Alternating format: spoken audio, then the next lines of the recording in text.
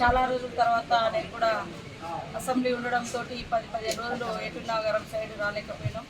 ఈరోజు ములుగులో వివిధ కార్యక్రమాలు చూసుకొని ఏటూరు నాగారంలో మరి అభివృద్ధి సంక్షేమ కార్యక్రమాల నిమిత్తము నేను, కలెక్టర్ టిఎస్ దివాకర్ గారు, పిఓ చిత్ర గారు, మా డిఆర్డిఓస్ అదేవిధంగా అధికారులందరూ కూడా రావడం జరిగింది.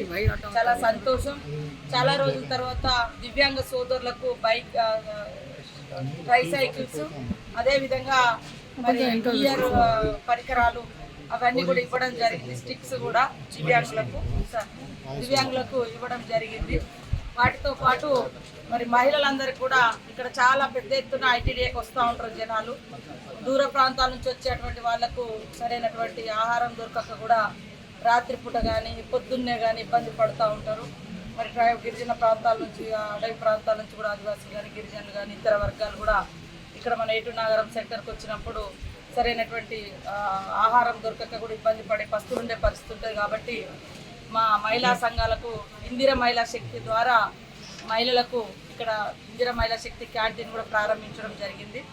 దానితో పాటు చాలా సంవత్సరాలుగా ఐటీడీఏ పరిధిలో ఉన్నటువంటి క్వార్టర్స్ అన్నీ కూడా కూలిపోయే దశలో ఉంటే మా ఐటీడీఏ పిఓ గారు, చిత్ర గారు ప్రత్యేకంగా చొరవ తీసుకొని ఇంజనీరింగ్ విభాగంతో ఆ క్వార్టర్స్ అన్నీ కూడా బాగు చేసి వాళ్ళ రీఓపెన్ పెట్టుకోవడం జరిగింది.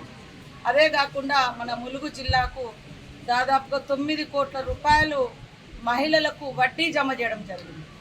మనము ఈ సంవత్సరంలో మరి మేము టార్గెట్ పెట్టుకున్నాం 20,000 కోట్లు రాష్ట్ర వ్యాప్తంగా మహిళలకు ఇవ్వాలని. కానీ ఇప్పటికే 23,000 కోట్లు మహిళలు వడ్డీ లేని రుణాలు తీసుకున్నారు.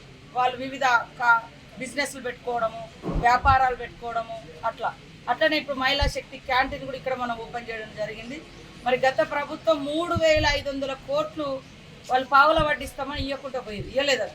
కానీ మేము వచ్చిన కాడ నుంచి అక్కడ సీఎం రేవంత్ రెడ్డి గారు, బట్టి విక్రమార్క గారు, డిప్యూటీ సీఎం గారు ప్రత్యేక చొరవ తీసుకొని అటు మా సిఇఓ దివ్య గారు కూడా ఎప్పటికప్పుడు మహిళలకు ఇవ్వాల్సినవి అన్నీ కూడా ఇవ్వాలని ప్రత్యేక దృష్టి పెట్టుకొని మరి ఇక్కడ నుంచి మా డిఆర్డిఓస్ కానీ సంబంధిత ఏపీఎంలు కింద మహిళా సంఘాలు వాళ్ళు చేసేటివన్నీ కూడా కలెక్టర్ గారు ఎప్పటికప్పుడు మానిటరింగ్ చేసి పంపేయడంతో మన ములుగు జిల్లాకు 9 కోట్ల రూపాయలు వడ్డీని వాళ్ళు అప్పుల పాలు కాకుండా వాళ్ళకి ఇస్తామన్న వడ్డీని జమ చేయడం నాకు చాలా చాలా సంతోషం ఉంది.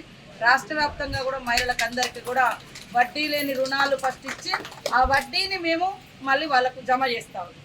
అదే కాకుండా ఇవాళ ఇక్కడ ఐటీడీఏ శిథిలావస్థలకు వచ్చింది. వాస్తవానికి దాదాపుగా 86లో అనుకుంటా ఇక్కడ కన్స్ట్రక్షన్ అయింది, 86-87.